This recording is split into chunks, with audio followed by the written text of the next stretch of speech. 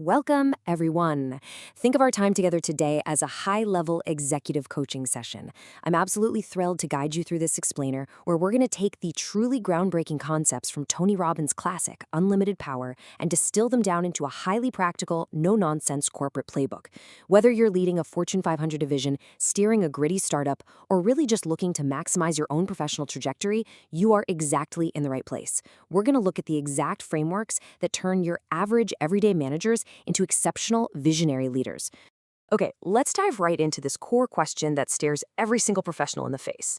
Why is it that some leaders absolutely crush their quarterly targets, completely inspire their teams, and achieve extraordinary results, while others just stay stuck? They stay in the exact same role for years, battling burnout and constant team turnover. Well, there's a persistent corporate myth out there. In fact, it's kind of surprising how many seasoned professionals secretly believe that rapid promotions and massive successes just come down to chance. We tell ourselves the executives in the C-suite are just naturally smarter, or that they have some innate talent we lack, or the most common excuse of all, they just got lucky. Actually, scratch that. It's more like we use luck as a comfortable excuse to avoid looking in the mirror.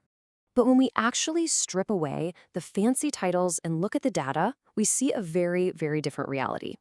Those common assumptions, intelligence, talent, and luck, are vastly outweighed by what actually moves the needle, and that's psychology. The biggest differentiator in leadership isn't your innate IQ, and it definitely isn't the university you went to.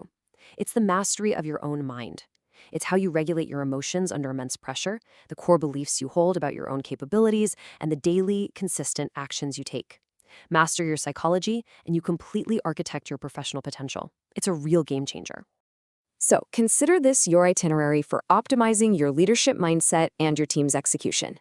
We're going to cover the psychology of leadership, mastering your inner state, the power of modeling, language that builds confidence, and finally, taking massive corporate action. Let's get to it. Section 1. The psychology of leadership, shaping corporate reality. The foundational concept here is that your reality as a leader is dictated entirely by your interpretation of events, not the events themselves. You see, business is rarely objective. We're constantly filtering data through our own mental lenses. Let's look at how this plays out in the real world. Imagine two managers facing the exact same boardroom crisis. Let's say a major vendor just fell through at the very last minute.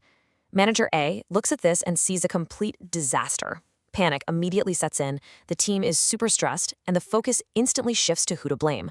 But Manager B looks at the exact same missing vendor and sees an opportunity. They realize this is the absolute perfect moment to renegotiate terms with a new supplier they've been eyeing, or maybe to finally bring the process in-house. Same event. Two completely different corporate realities. The difference isn't the vendor. The difference is the psychological framing of the leader. So the crucial point is this. Beliefs act as an invisible force controlling behavior. People do not act based on what is objectively real. They act based on what they believe to be true. If a manager secretly harbors the belief, I'm just bad at business strategy, or maybe I'm a terrible negotiator, they're going to unconsciously behave in ways that make those beliefs a reality. They'll hesitate in meetings, they'll accept bad deals. To fundamentally change your team's performance, you first have to isolate and rewrite those limiting beliefs. Section 2. Mastering your inner state. The physicality of executive presence. We're transitioning now from internal beliefs to external physiology. Now, what's really interesting about these triggers is that most folks in the corporate world wait for motivation to just magically strike. They wait to feel comfortable before they pitch a new idea. Great leaders don't wait for motivation to strike. They literally manufacture it physically. We're talking posture, breathing, movement, facial expression, and self-talk.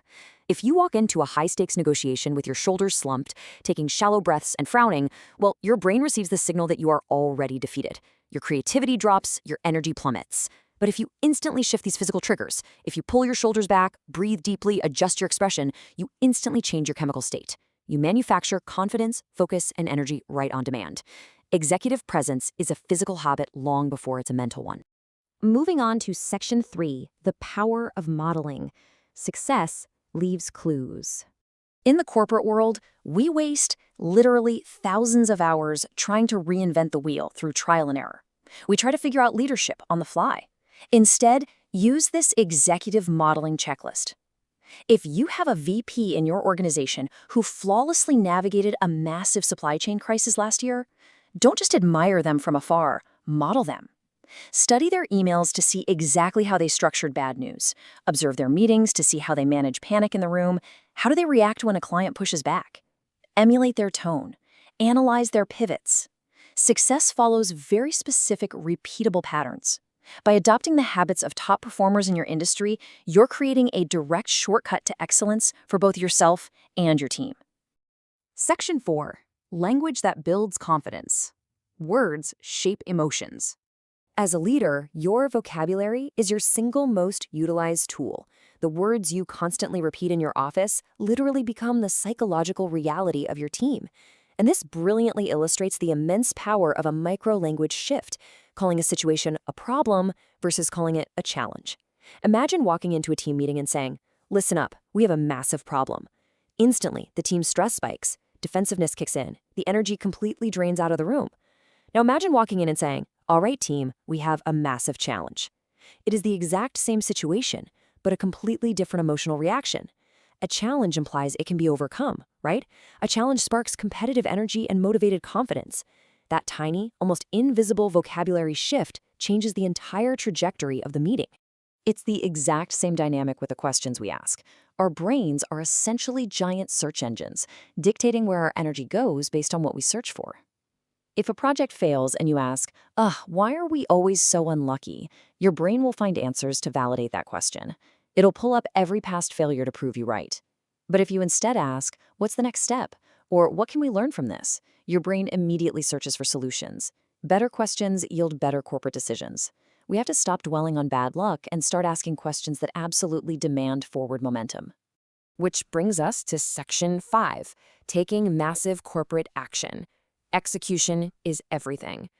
Let's move to and see how this builds into our final phase. I've got to be really firm here as your executive coach. Reading business books, attending fancy seminars, and acquiring knowledge changes absolutely nothing on its own. Knowledge is just potential. Action is the only metric that matters. This brings us right to the execution loop. Take massive action, adjust, learn, improve, and then loop right back. Way too many corporate teams get paralyzed by analysis. You know the type. They spend 6 months planning a launch just to make it quote-unquote perfect. But Robbins teaches us that action is what yields the data you actually need. You launch, you see what breaks, you adjust, you learn, you improve. It's a continuous, forward-moving cycle of execution. I want you to literally burn this phrase into your mind. Action creates clarity. Waiting rarely does. In the boardroom, hesitation so often masquerades as prudence. But waiting for perfect conditions usually just means you're missing the window of opportunity entirely. Momentum is a leader's absolute best friend. You maintain that momentum by valuing decisive action over theoretical perfection every single time. As we pull the whole shebang together, I want you to read this summary directly from the source material. You already have more potential than you realize. Change your beliefs, improve your state, learn from others, ask better questions, take action. That right there is the core formula of unlimited power. It isn't magic. It's a structured psychological playbook.